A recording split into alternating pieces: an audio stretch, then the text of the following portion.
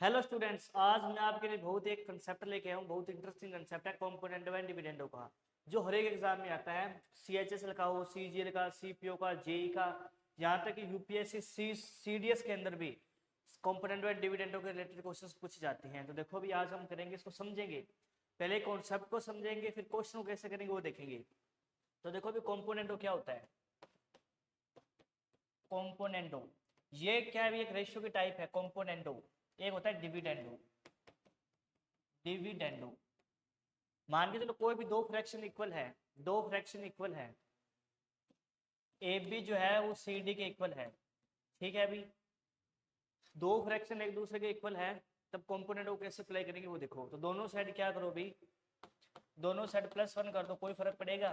तो आप नहीं सर कोई फर्क नहीं पड़ेगा। यहाँ पे जब एलसीएम लोगे तो a plus B upon B is equal to C plus D upon D. तो इसको हम क्या बोलते हैं भी, कॉम्पोनेंटो बोलते हैं। क्या बोलते हैं इसको हम? कॉम्पोनेंटो। अगर इसकी जनरल फॉर्म देखोगे, कॉम्पोनेंटो की जनरल फॉर्म क्या होती है? तो जनरल फॉर्म होती है a plus K B upon B is equal to C plus K D upon D. ये कॉम्पोनेंटो की जनरल फॉर्म होती है, क्योंकि अगर आप यहाँ पे 2 प्लस करोगे तो 2b अपॉन बी आ जाएगा, है ना। अगर दोनों साइड 3 प्लस करोगे तो 3b 3d आ जाएगा। 4 प्लस करोगे तो 4d 4b 4d आ जाएगा। मतलब यहाँ पे ये वैल्यू डिपेंड करती है कि आप क्या प्लस कर रहे हो। ठीक है भी, इसको बोलते हैं कॉम्पोनेंटो। डिविडेंडो क्या होता है भी वो देखो।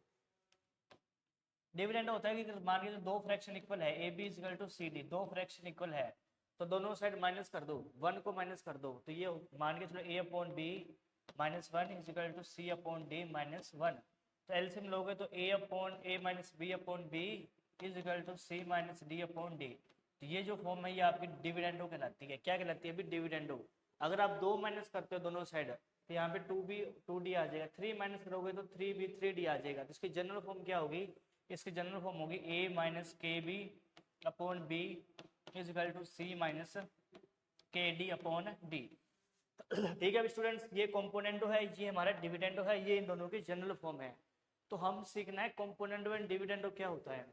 तो देखो अभी componendo and dividendo, componendo and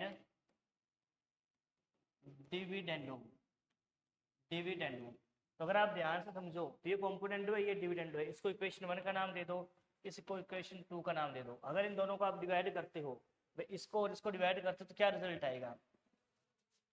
तो देखो भी a plus B upon B is equal to C plus D upon D, a minus B upon B is equal to C minus D upon D.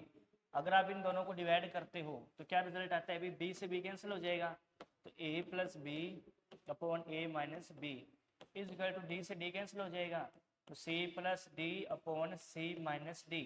ठीक है अभी students, अगर दो fraction equal है तो अगर कॉम्पोनेंटो एंड डिविडेंडो को apply करते हो तो ये कंसेप्ट लगेगा a plus B upon a minus B. मतलब न्यूमरेटर में डिनोमिनेटर जोड़ोगे और न्यूमरेटर में से डिनोमिनेटर माइनस करोगे।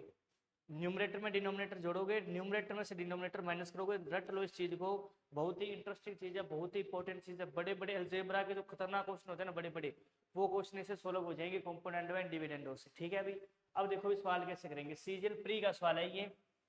ठीक है, a प्लस बी 1 है, c प्लस डी, यहाँ पे d आएगा भी, c प्लस डी 1 है, a minus B D upon C है, तो find the value of C square minus D square.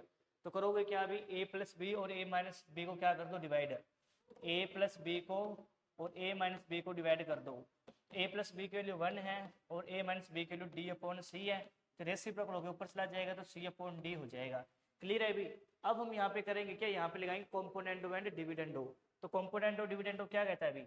Numerator में डिनोमिनेटर जोड़ो, न्यूमरेटर में से डिनोमिनेटर घटाओ। तो यहाँ पे देखो भी न्यूमरेटर है a प्लस बी, तो न्यूमरेटर में डिनोमिनेटर जोड़ो और न्यूमरेटर में से डिनोमिनेटर घटाओ।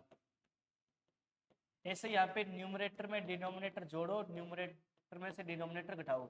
यहाँ से b खत्म हो जाएगा, यहाँ से a माइनस का हो जाएगा तो खत्म हो जाएगा, और ये माइनस बार आके प्लस का हो जाएगा, तो b और b 2b। तो ऊपर a और a क्या हो गया? 2a हो गया अपॉन में 2b is equal to C plus D upon C minus D. तो ये कैंसिल हो गया अभी। इतनी बात क्लियर है अभी? ये इतनी बात क्लियर है। तो ये आ गया a upon B is equal to C plus D की वैल्यू दे रखी है कहाँ पे अभी? c प्लस डी की वैल्यू कितनी है? 1 है, तो 1 अपॉन सी माइनस डी। तो यहाँ पे क्रॉस मल्टीप्लाई करोगे तो C minus D is equal to B उधर चला जाएगा और ए इधर डिवाइड में आ जाएगा, तो सी माइनस डी की वैल्यू आ गई बी अपॉन ए। ठीक है स्टूडेंट्स, बहुत इंटरेस्टिंग क्वेश्चन है। ठीक है, बहुत बारीकी से समझोगे तो समझ आ जाएगा। ठीक है, अब देखो ध्यान से, अब वो कह रहा है कि सी स्क्वायर माइनस डी स्क्वायर बताओ क्या आएगा। सी स्क्वायर माइनस डी स्क्वायर, तो फॉर्मूला लगा दो ए स्क्वायर माइनस बी स्क्वायर का। क्या फॉर्मूला था, ए माइनस बी इंटू में ए प्लस बी। तो सी माइनस डी के लिए अभी निकालिए, B upon A multiply C plus D के लिए देखिए 1, तो 1 से मल्टीप्लाई करोगे तो आंसर बी अपॉन ए आ जाएगा। बहुत ही इंटरेस्टिंग क्वेश्चन है, बहुत ही इंपॉर्टेंट क्वेश्चन है, लगने में बहुत ही डिफिकल्ट क्वेश्चन लग रहा था, बट कॉम्पोनेंटो एंड डिविडेंडो ने इस क्वेश्चन को आप खुद देखो कितना आसान बना दिया। ठीक है, अभी तो आज की क्लास में यही रखेंगे। इसमें आपको मैं ये समझाना चाहता था कॉम्पोनेंटो और डिविडेंडो का यूज कैसे करना है और कैसे अलजेब्रा के बहुत बेहतरीन जो क्वेश्चन होते हैं, बढ़िया लेवल के क्वेश्चन होते हैं, उसको हम कैसे सोल्व कर सकते हैं कॉम्पोनेंट और डिविडेंडो से। अगली वीडियो में हम आपके लिए बहुत ही इंटरेस्टिंग कंसेप्ट लेके आएंगे। अगर आपको ये कंसेप्ट बढ़िया लगा है तो इसके अंदर डिस्क्रिप्शन में उसको कमेंट में फीडबैक देना ना भूलें, ताकि हम उसके लिए आपके लिए और बढ़िया कंसेप्ट लेके आएँ। ठीक है अभी, ओके, थैंक यू।